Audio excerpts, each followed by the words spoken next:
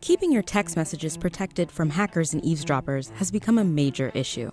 The government says it occasionally needs access to some of these messages to investigate criminals and terrorists, but tech companies see that as a potential violation of privacy. Your text messages are protected using what's called end-to-end encryption. This encryption happens whenever you send a secure text message from your smartphone. Here's how end-to-end encryption works to keep your data private while in transit. Your phone has two unique keys that encrypt and decrypt messages. These are called public and private keys. Your public key is shared with other people, and it's used as part of the encryption protocol. Your private key is only on your device and is never shared.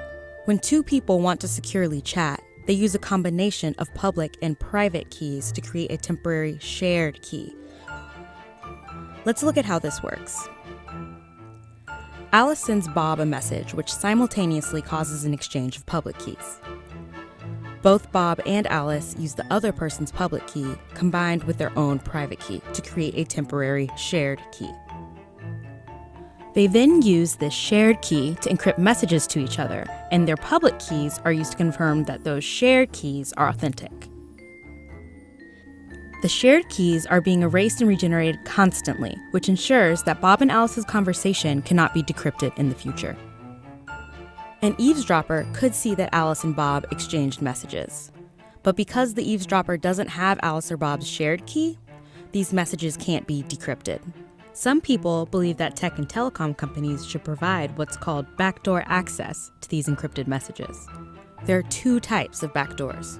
The first type is a list of private keys that would allow the company access to encrypted messages, so they could deliver these messages to an agency such as the FBI. There are two problems with this method.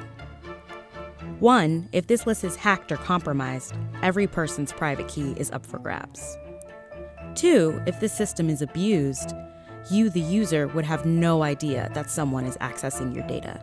The second type of backdoor is for tech companies to deliberately build a weakness or flaw into the encryption formula that would allow law enforcement to access the messages on a case-by-case basis. The problem with this method is that hackers might eventually find a way to exploit those weaknesses too. At the core of this whole debate is the very thorny issue of personal privacy versus national security. It's one that society, tech companies, and the government are still trying to decrypt.